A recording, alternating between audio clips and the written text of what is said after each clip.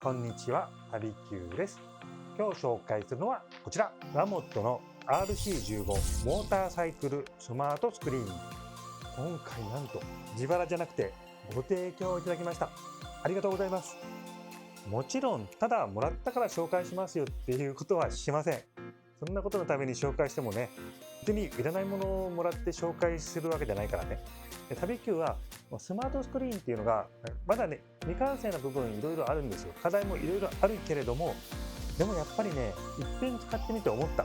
使うと断然運転が楽になるし安全になる。それでは開けていきましょう。まず第一に言えるのはめちゃくちゃ安い。実売価格でいうと1万円ちょっとぐらいです。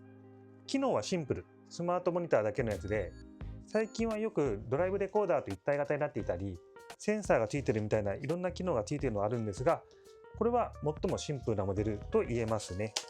スマートスクリーンはまだいろいろと課題のある商品ではあるんだけど、でも現状このナビゲーションのシステムでいうと、もうデファクトスタンダードと言っていい状態になっていると思います。車側がこっちの方が圧倒的にシェアが高いので、付属するサービスとかの開発考えた場合に Android Auto と CarPlay に対応しましょうっていう風になってくるんですよね。では開けてきます。はい。なんかパッケージ思ってたよりも丁寧ですね。本体。ほうほうほう。意外と大きいね。以前紹介したニコマクの SM2 に比べて一回りか二回りぐらい大きさが違います。裏面は六角ボルトで固定されたマウントに M5 のネジ穴がついている。そして本体の方からは2本のケーブルが出てまして、電源ケーブルとコントローラーにつなぐ形になっている。電源ケーブルは3本線タイプになってました。バッテリーのプラスマイナスアクセサリー、この3つをつなぐという形になってますね。やや配線周りは難易度高そう。コントローラーが付属してました。3つボタンタイプですね。こんな感じでハンドルに固定するという風になっています。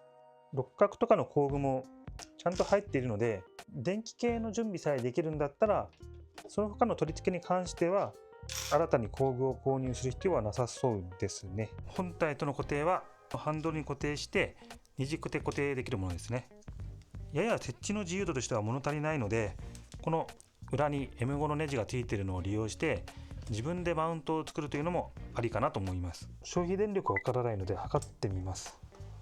だいたい 0.1 アンペアぐらい、タッチパネル使用時でも特に消費電力は変わらず 0.1 アンペア 0.2 アンペアはいかないぐらいですね。今回バッテリーから直接電源を取るので、漏電対策でヒューズを追加します。ヒューズは本体に付属していないので別で購入する必要がありますね。消費電力が 0.1 アンペアぐらいだったので1アンペアのヒューズがあればよかったんですけど、今手元にあるのが一番小さいのは5アンペアだったので、とりあえず5アンペアつけます。どうせ漏電したらそれ以上流れるんで、まあいいんじゃないでしょうか。ヒューズの片方にバッテリーとつなぐための丸型端子、逆側にナビとつなぐためのギボシのメスをつけます。それとつなぐためにナビの黄色い端子の方にギボシのオスをつけます。アクセサリー電源は無気味の線だったんだけれども、これは既存の線から取りたいので二股端子を使ってここにギボシでつなげられるようにします。ナビの赤線の方は電気をもらうのでギボシのオスをつけます。それでは次は車体本体側、バッテリーとアクセサリーを取っていきます。 GSX-S125 はこのシートのめくったところにボルトがあるので、ここを外すとバッテリーが出てきます。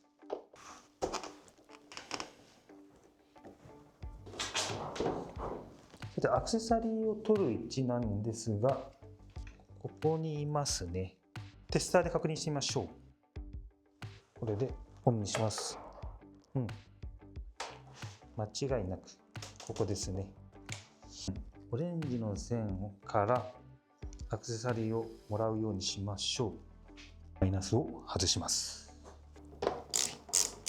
でマイナスを外しまして、ここにナットがいるんですよね。このナットが作業中落ちると嫌なので回収しておきます。プラスも外します。線を二股に分けてギボシを2つつけられるやつですね。これをこのオレンジのところに埋め込んでいきます。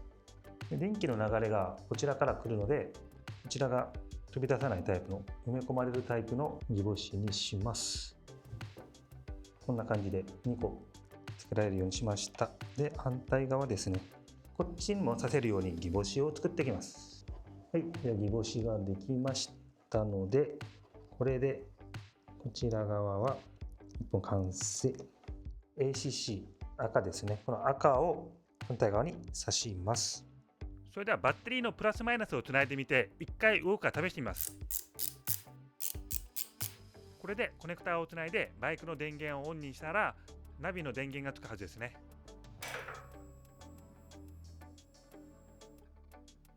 バッチリ一発 OK、 嬉しい。それではナビを本体に取り付ける前にいらなくなるスマートフォンホルダーを外します。時代が変わるのを感じます。このスマートフォンホルダーも結構役に立ってくれたんですけどね、九州縦断の時もこれがなかったらできなかったでしょうしね。もうちょっとね、スマートフォンここにつけるってことはないかな。割とね、ヒヤリカット多かったんですよ。以前このスマートフォンホルダーが走行中に飛んでいったことがあって、やっぱりね、そういう経験があると、もうここにスマートフォンつけたいとは思えないですね。本当は株につけたいなとも思ったんだけど、ちょっとね、株の方はドライブレコーダーもつけたかったので、ドライブレコーダー内蔵タイプにしたいなと思って、今回はディスペケ君につけることにしてます。でついでに USB のめっちゃ使いやすい USB 給電器も外します。この充電器はブレーキのランプから電源を取ってるんですよね。充電器を取るついでに後で配線がしやすいようにフロントのシールドを外しておきます。充電器の変圧器をこの中に入れていたので取り外します。それではナビ取り付けていきます。ナビの取り付け位置だけど、とりあえずスマートフォンホルダーがついてた場所につけてみようかなと思います。いろいろね、後で場所変えられるのでいい場所を探していこうかな。はい、という感じでハンドル周りにモニターをつけました。ではここから線を裏手の方から回していきの内部に配線通していこうと思います。ブレーキの配線とまとめることで線を目立たせないようにする予定です。バッテリー側につないだ線はカウルの中を通して前まで持ってきます。続きの三角外してみましょうか。よし、ここに剥がしていきます。はい、出た。よし、来ました来ました。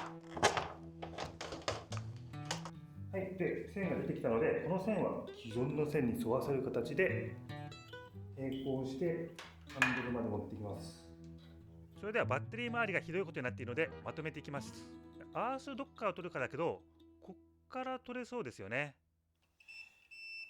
OK です。ちょっと悪目立ちするかな。でもちょっと他にアースなかったんですよ。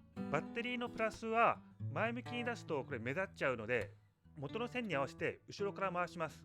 ヒューズまでの間はショートしても守られないので、既存の線と合わせることで変なところに挟まって断線するのを防げるかなと。はい、ではバッテリーを取り付けていきます。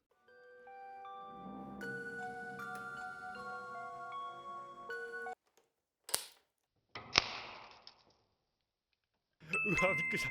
ショートしちゃった。いや、さっきからちょっとここね、マイナスがくっつこうとするから危ないなと思ってどかしてたんだけど、やっぱダメだったか。袋かなんかかぶせた方が良かったです。では、マイナスもつなぎます。アクセサリー電源のむき身になっているところはちょっと線細くて怖いので、ブチルテープで巻いておきます。まあ見た感じそんな、ここだけねちょっと気になるけど、まああとはいいんじゃないでしょうか。それではカウル閉じてきます。シートも戻しますね。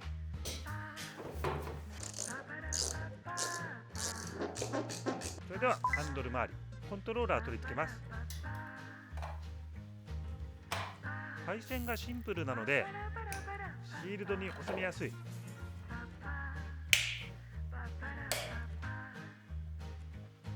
はい、取り付け完了しました。ではテストしていきましょう。まずはね、ハンドル切ってみて線が引っかかったりしないか。この辺りは純正に沿わせたので全然問題ないですね。では次、スイッチを入れてみましょう。アクセサリーオンにすればちゃんとナビ電源つかな。お、つきましたね。バッチリ。ディスペケ君は元が7セグの白黒ディスプレイなんで、フルカラーディスプレイがついてると迫力が違いますね。でここ電圧計ついてました。 11.3 ちょっと弱まってるんですよね。電圧上がった上がった。エンジンかけた途端に電圧が上がったので、この電圧計は信用できそう。そしてアクセサリーを切ると電源オフ。よし、バッチリですね。それでは実際に走って試してみましょう。エンジンかけてみましょう。山彦の岩でナビ。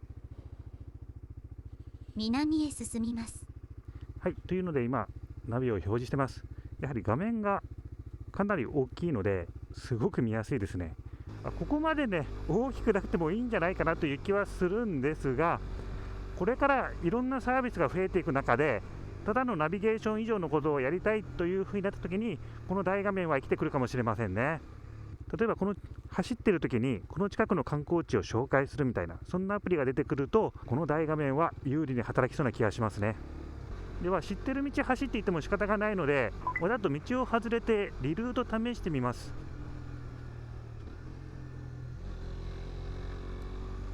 はい、今道を外れましたが、60メートルもうすぐリ先左ルートです。されますね。でも無視していきます。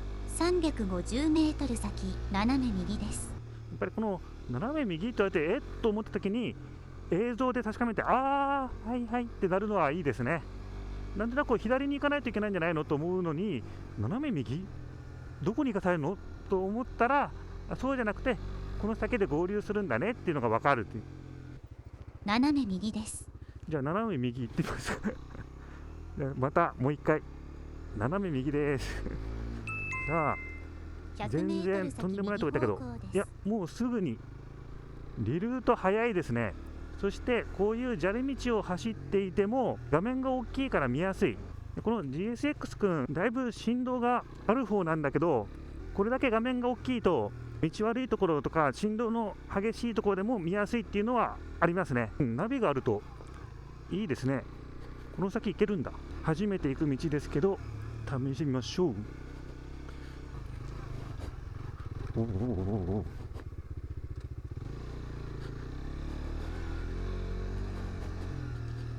なんかすごいところ、すごいところ。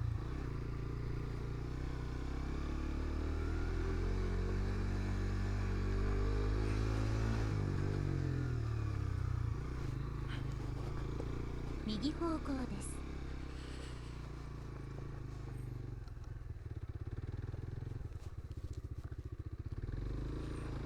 続いて右方向です。こっちでいいのか。いやいや、なかなかいいね。右方向です。右方向ね。もうこの冒険できるのいいですね。こんな道普通走ることはねえよと思うんだけれども、だいぶ道が悪いところ走っていても、この先ねってこう大体の道感がわかる。これはすごく心強いです。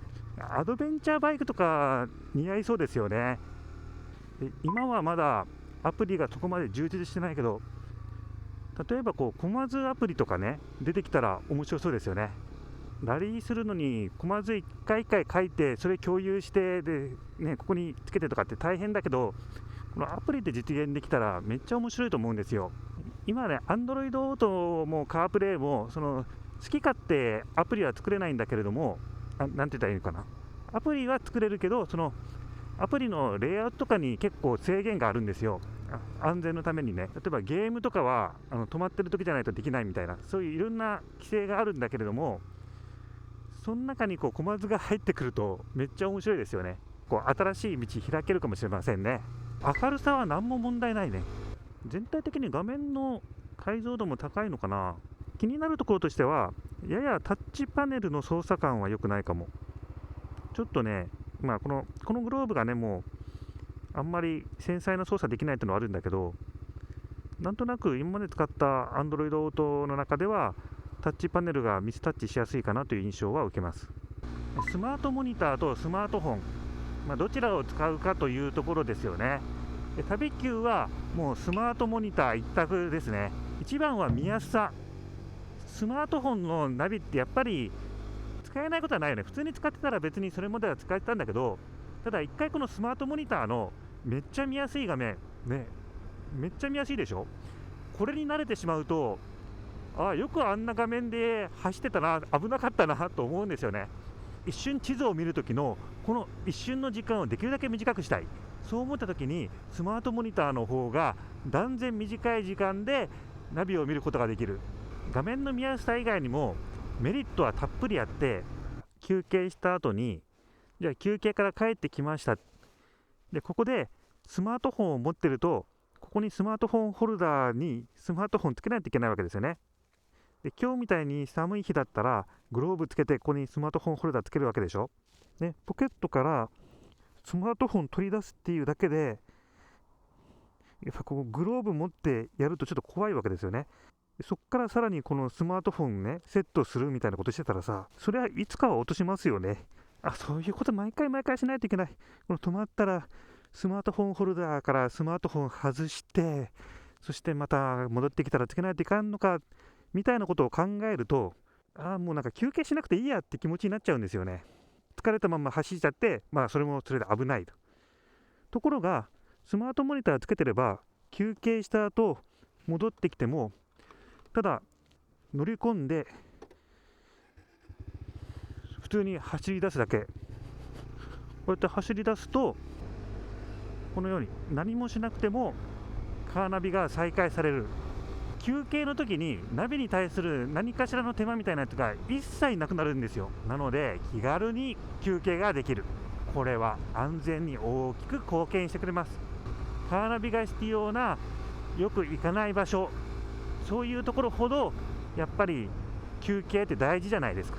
普段使いで言うと、普段使っている道、例えば通勤で使う時なんかにわざわざスマートフォンホルダーにスマートフォンをセットしないですよね。でもスマートモニターだったらそういう時でもいつでも地図が出てきて、そこに交通状況出てくれるので、例えば事故渋滞起きてるみたいな、普段混まないところがめちゃくちゃ混んでるみたいなのを瞬時に把握できる。これもやっぱりスマートモニターのいいところでは、スマートモニターいまいちなところも紹介します。